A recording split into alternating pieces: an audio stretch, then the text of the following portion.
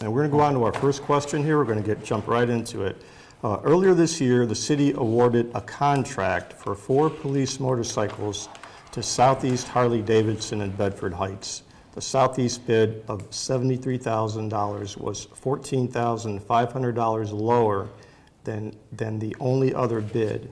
And in July, the Cuyahoga County Prosecutor's Office, in a subpoena to City Hall, asked for all documents related to Southeast and the other bidder, Lake Erie Harley-Davidson. The city administration has acknowledged that Mayor Merle Gordon has purchased motorcycles from Southeast, as well as other motorcycle dealers, and in 2009, Southeast contributed prizes to a Gordon raffle fundraiser. But first of all, does the city need motorcycles in its police fleet? And if so, should the city avoid buying from a dealer that has sold motorcycles to and supported the mayor just to avoid the appearance of impropriety? And we'll start with Martin. Well, whether the city needs it or not, I respect the opinion of the police chief and his department. If they've determined there's a need, if they've determined that the old motorcycles need to be replaced, I respect his opinion. As to the ethics of buying from a company that you do business with, we all do business with various companies. As long as we're not owners in the company, I don't see the problem with it. I don't acknowledge the argument that because a subpoena was issued, that indicates there's something wrong. A subpoena is issued to request records. It's up to the prosecutor, it's up to the FBI to determine if something has been done improperly. The chief responded to the issue of the motorcycles. Our law director has responded to the issue of motorcycles. As I've reviewed it, it appears that the 2 bids conformed, and the Southeast was the winning bid. If the prosecutor chooses to look at it differently, then that's certainly their prerogative. Okay, Martin, thanks. Barbara? I would agree with Martin in the sense that I think you have to defer, that we should defer to the city in terms of whether there's a need for the motorcycles. And part of being a good leader is employing good people and respecting their decisions, questioning when you think there's something that maybe they're not looking at closely, but they would know more about the situation than I think the people on council for the most part. I also agree that subpoenas the subpoenas being issued, that we have to let the process go through the courts and see if there was something that was improper. But I think the question really leads to the issue of whether there is enough transparency in government and whether there's enough communication. And I think that some of the things that city officials do are done for the right reasons, but they don't necessarily communicate them well to the citizens, so that if they explained the way that they went about this process, why they made the decision that they made, I think the citizens would be more comfortable with the decisions and not question everything that had been done. Okay. Brian? I also agree that, as far as whether the motorcycles were appropriate to purchase for the police department, I would defer to the police chief for that. With regard to doing business with people who donate money, I think it falls on us to choose who we accept contributions from.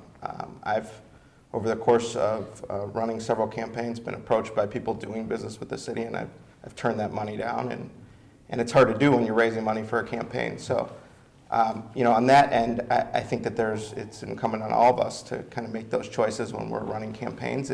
If we know we have an ongoing relationship with someone, it may not be worth whatever, if it's $1, if it's $1,000, just trying to avoid that appearance of impropriety. I mean, at the root of it is that people have to trust that we're doing the right thing in government, that we're being honest and transparent. And so if there's ever a choice to make in a situation like that, I would always err on the side of caution and trying to make people feel as comfortable as possible that we're making the right decisions.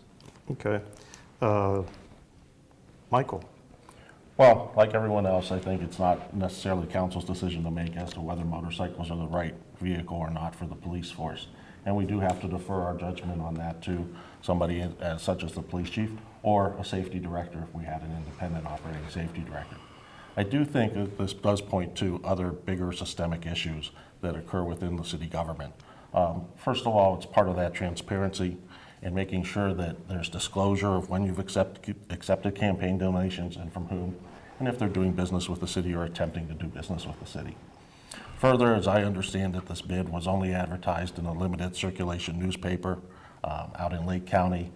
not something that is really modern and current with today's times and how people look for business and do business today.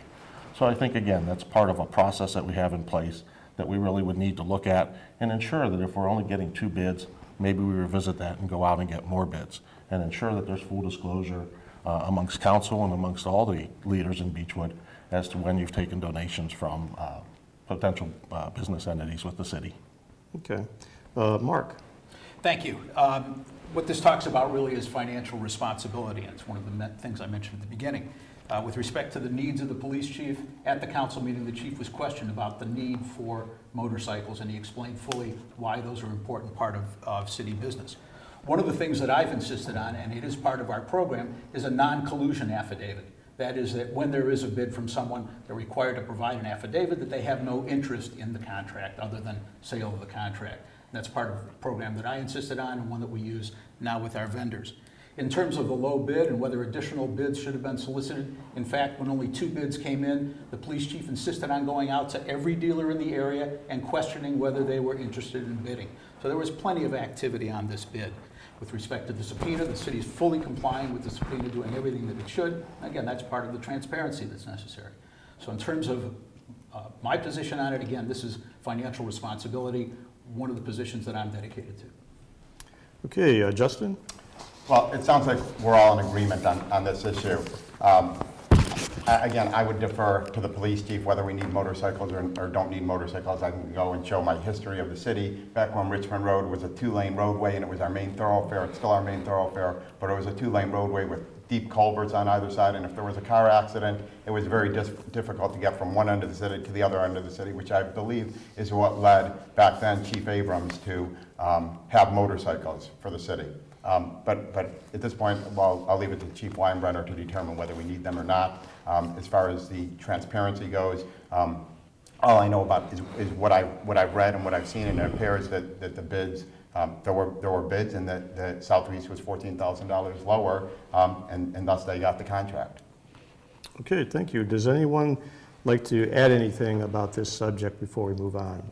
Well, I'd like to mention what Mark said and reiterate that as long as they have policies in place that say that there can't be conflicts of interest and people respect those policies and sign those policies, I think that goes part of the way to making people more comfortable with the decisions that are being raised. I think it raises the issue also, though, as Michael said, that we have more engaged citizens, I think, now than we have in the past. They're raising some of these questions that haven't been raised in the past, which is making council more receptive. Because I think they're forced into being more receptive, which is a good thing, and I think engaging the residents is going to help with a lot of these transparency issues as people become more engaged in the process. Okay. Anyone else? Okay, we'll move on.